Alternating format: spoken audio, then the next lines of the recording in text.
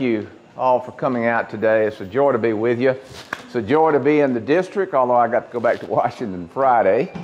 And let's talk about reading and the importance of reading. There are a lot of things I've learned in my service to our country on the Education and Labor Committee. Several things. One is, the cost of education has doubled, yet teacher salaries are stagnant.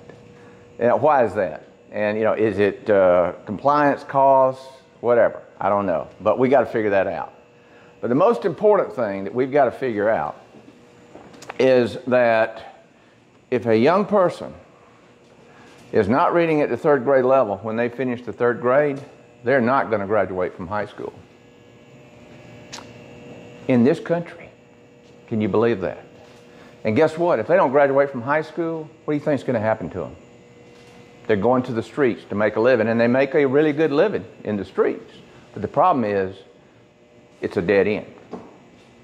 Because you know what ultimately happens to both men and women when they do that.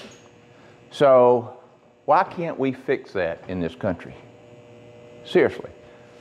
For example, I've looked at it, and I've talked to pastors in every church and every denomination, because they all feel the problem with our, with our youth and the direction of our culture.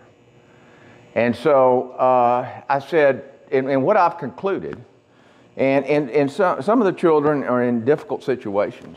I mean, mom has maybe a drug problem, and of course, there's no dad in the home.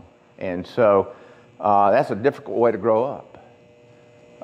And so what do we do about that? So what I've suggested to the church is this. You've got the facilities. You've got lots of volunteers. So why don't we get in the child care business? And that'll do two things. One, that will allow mom to then find work, meaningful work. And we know, and for the ladies, we know that you will go to work. We know that. Now the men, there's another problem there. But we know that the women will actually, if they can get child care, will go to work, do meaningful work to provide for their children and get off of drugs. We know that as well. So the bottom line is, let's, as a community, get involved in our children, in helping our children, and get the church involved and every organization in the community involved in this. And let's do this. Let's teach those children about values that I grew up, that my parents taught me, and everyone in this room, their parents taught them, or you wouldn't be here. Because you believe in values, you believe in integrity, and believe in character. And that's what's made this, in fact, Adam said that our Constitution doesn't apply to any other type of people. If we don't have character and virtue, it just won't work. So it was very important. But we got to, young people need to understand that. They need to understand authority, because a lot of these tragic shootings would never have occurred if they understood the way my dad taught me. He said, if a law officer pulls you over, you say, yes, sir, no, sir, and yes, sir, I'm sorry, sir, and I'll deal with you when you get home. So, and again, again, that's Romans 13. That's right there in the scriptures. But the bottom line is this. If we could pull that off, and we could have children, why can't we have our children in this country, every child, reading at the third grade level when they get to the first grade? Our communities can do that. We have that happening in certain communities in this country right now. My grandson, now he's an extraordinary young man. Obviously, I'm prejudiced. But I asked him, he's in the 5th grade. I said, Hammond, have you been tested on what level? Because he reads all the time. He's reading at the 11th grade level. So we know this is possible. It's possible for every child. Of course, children are different. His younger brother is into sports. He's not into reading. But the bottom line is, folks, we have to fix this. Now, what this is all about, it's an extraordinary program. All of you, I hope, have been to the Library of Congress. It is one of the most unique pieces of history in our country. Every book that's published, the Library of Congress gets multiple copies of that book. And so obviously they are limited storage.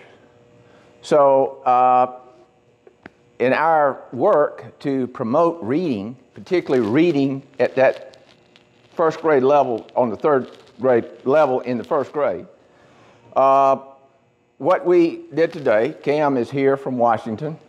He drove down extra copies of books that the Library of Congress has donated through our program that we asked them to allow us to bring to Bullitt County. So these books are going in the library. They have, we're going to get a different identification card, but this book was donated from the Library of Congress on behalf of Congressman Rick W. Allen. So they're going in your library, and everywhere I go, my testimony is this: we have to fix this problem in our country. And can you imagine what the workforce of the future would look like?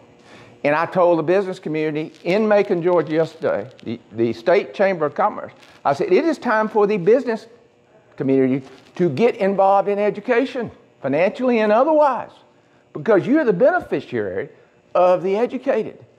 And we need to promote our educators, and we need to help them.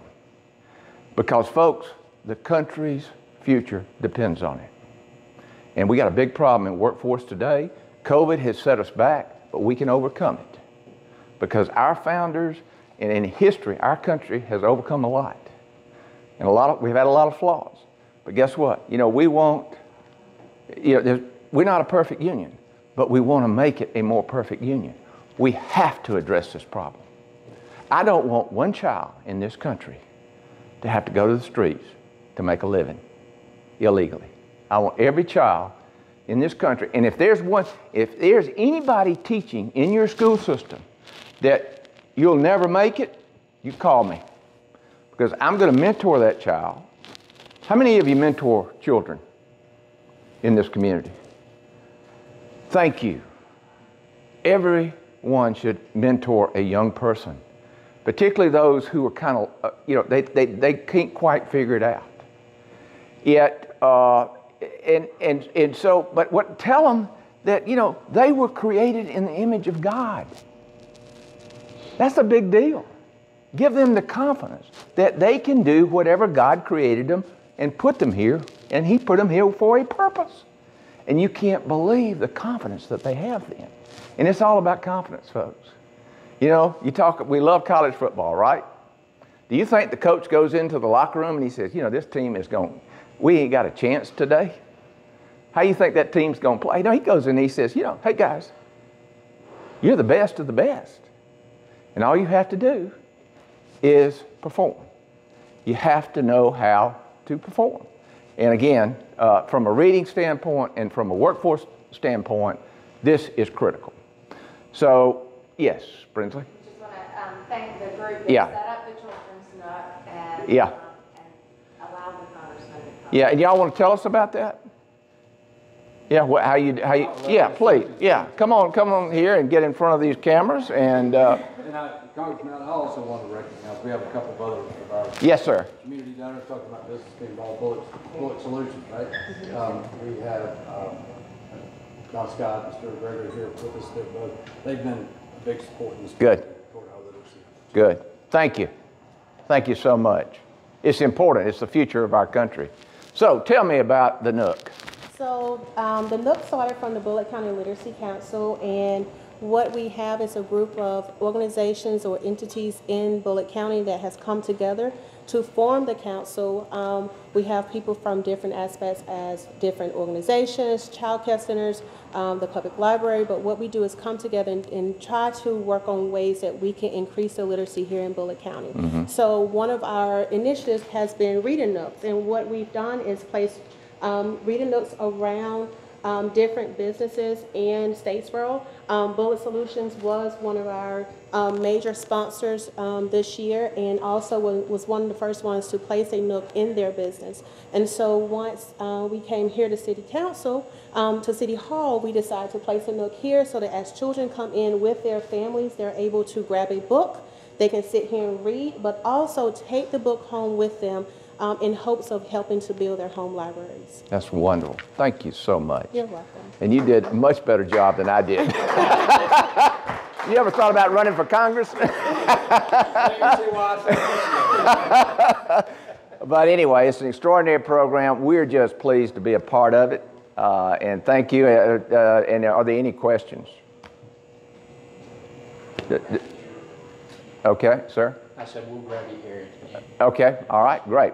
All right, well, thanks everyone. And thank you so much for... I just want to thank yes, you sir. all and you and your staff for what you're doing here to be part of this and what you all are doing at the national level, but we're glad to be in partnership with you all. Yeah. And making this happen, because we do agree that this is a critical priority starting at birth.